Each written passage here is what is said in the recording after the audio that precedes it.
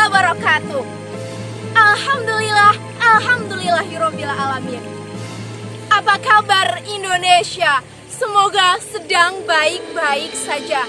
Masihkah ingat di benak kita dengan kata-kata mutiara yang luar biasa yang mengobarkan semangat pembara para anak muda, yaitu beri aku 1000 orang tua, niscaya akan kucabut gunung Semeru dari akarnya. Beri aku 10 pemuda, niscaya akan kuguncangkan dunia. Ya, kata tersebut diucapkan dengan lantang oleh Insinyur Soekarno. Kemudian, sahabat sebangsa dan setanah air, masihkah kita ingat dengan kata-kata jas merah? Jangan melupakan sejarah.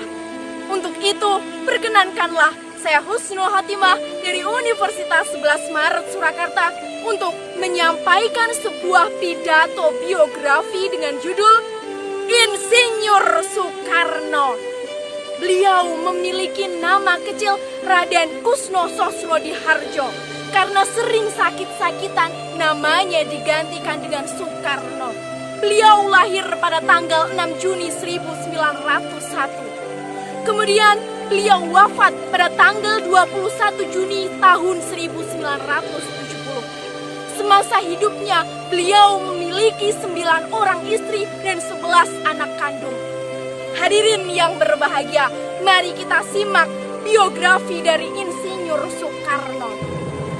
Insinyur Soekarno lahir dari 2 tokoh luar biasa, yaitu ayahnya yang bernama Raden Sukemi Sosrodihardjo dan ibunya bernama Ida Ayu. Soekarno kecil tidak tinggal bersama orang tuanya, melainkan bersama kakeknya yang berada di Tulung Agung, Jawa Timur. Kemudian Soekarno kecil menempuh pendidikan. Lalu pada tahun 1911 ayahnya menjemputnya untuk menyekolahkannya di ELS. Kemudian pada tahun 1915 Soekarno dimasukkan ke sekolah HBS. Di sana Soekarno jati dirinya mulai terlihat. Beliau aktif untuk menyimak berbagai organisasi politik. Salah satu di antaranya adalah Sarekat Dagang Islam, dan beliau bertemu dengan Kiai Haji Agus Salim.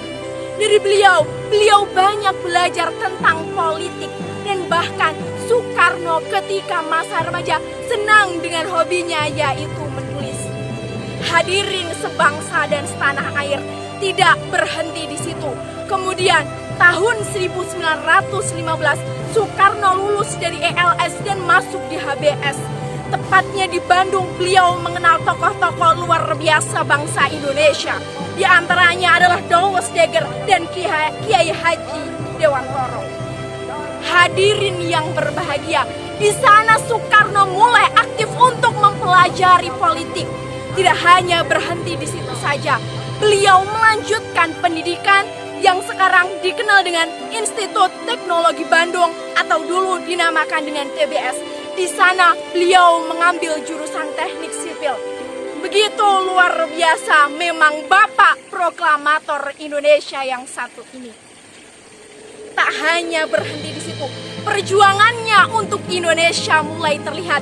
Dimulai dengan beliau membentuk sebuah Partai Nasional Indonesia yang dikenal dengan nama PNI. Kemudian kisah beliau dimulai dengan melawan penjajahan Belanda.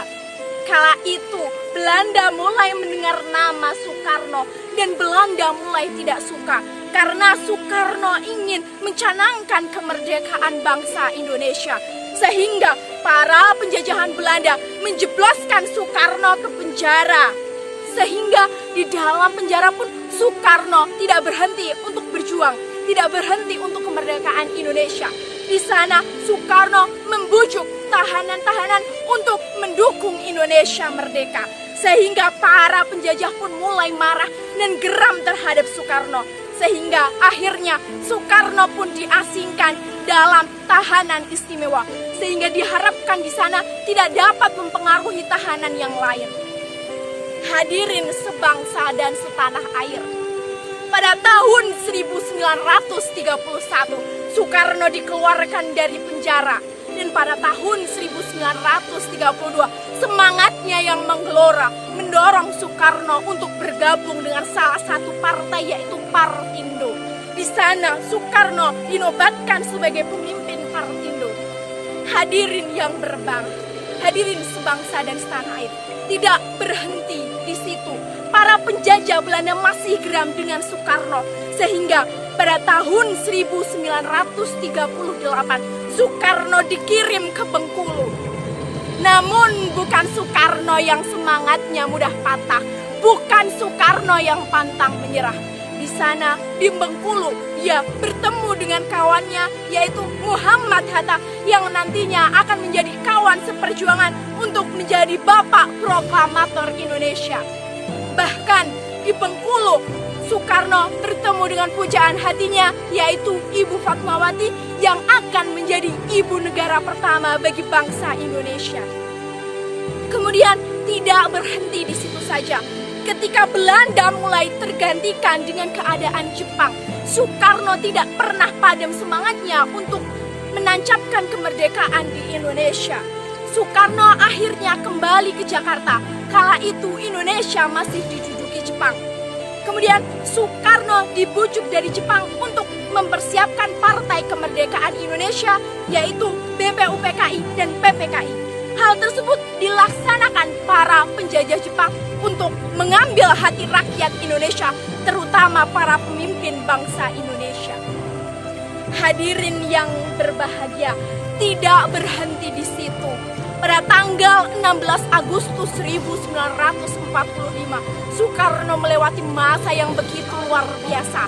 Pernahkah kita semua mendengar peristiwa Rengas Dengklok, yaitu adanya perselisihan antara golongan muda dan golongan tua. Golongan muda mendesak untuk Indonesia segera memproklamirkan kemerdekaannya. Namun golongan tua berpikiran agar mempersiapkan kemerdekaan Indonesia secara matang.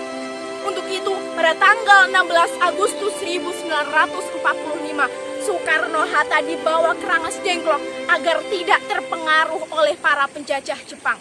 Namun mengetahui hal tersebut, Sultan Syahrir marah dan menyuruh kaum muda untuk segera membawa Insinyur Soekarno dan Muhammad Hatta kembali ke Jakarta.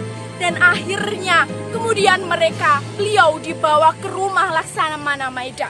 Di sana dijamin perlindungannya, di sana pula disusun teks proklamasi kemerdekaan Indonesia. Sehingga pada tanggal 17 Agustus 1945, dengan bangga bangsa Indonesia, Soekarno-Hatta dan Muhammad Hatta memproklamirkan kemerdekaan Indonesia. Hadirin sebangsa dan setanah air, tidak berhenti di situ saja. Kemudian Insinyur Soekarno dan Muhammad Hatta berhasil menjadi presiden pertama Republik Indonesia. Namun perjalanan masih panjang. Setelah kemerdekaan Indonesia, Soekarno masih harus menghadapi berbagai pemberontakan. Bahkan terjadi sebuah hal besar, yaitu G30 SPKI. Dan kemudian banyak masalah sehingga menyebabkan partnernya yaitu Muhammad Hatta lengser terlebih dahulu. Hadirin yang berbahagia, sehingga akhirnya masa jabatan Insinyur Soekarno selaku Presiden pertama Republik Indonesia digantikan oleh Presiden kedua Republik Indonesia, yaitu Soeharto. Dan akhirnya di masa tua Presiden Insinyur Soekarno sakit-sakitan. Diketahui berdasarkan informasi yang saya percaya, Insinyur Soekarno mengalami penyakit, yaitu penyakit ginjal. Ditambah usia beliau yang sudah tua, sehingga pada tanggal 21 Juni 1970 bangsa Indonesia berduka dengan darah dan air mata. Insinyur Soekarno, tokoh proklamator Indonesia, kembali kepada Sang Kuasa. Hadirin saudara sebangsa dan setanah air, Soekarno tidak pernah meminta dikenang namanya. Namun kita sebagai pemuda diminta untuk meneruskan perjuangannya. Banyak sekali penghargaan, sesuatu yang didapatkan oleh Insinyur Soekarno, sesuatu yang ditinggalkan untuk kita. yang nantinya harus kita perjuangkan. Untuk itu, kita sebagai pemuda Indonesia, putra-putri Indonesia harus meneruskan estafet perjuangan Insinyur Soekarno. Marilah kita ambil pelajaran-pelajaran yang begitu menginspirasi dari beliau. Semangat juangnya untuk memerdekakan Indonesia dari penjajahan. Bukan berarti kita hanya diam dan merenungi nasib para pahlawan yang sudah meninggal. Ini saatnya bagi kita untuk bergandengan tangan dan membawa Indonesia ke arah kemajuan. Cukup sekian apa yang dapat saya sampaikan. Wassalamualaikum warahmatullahi wabarakatuh.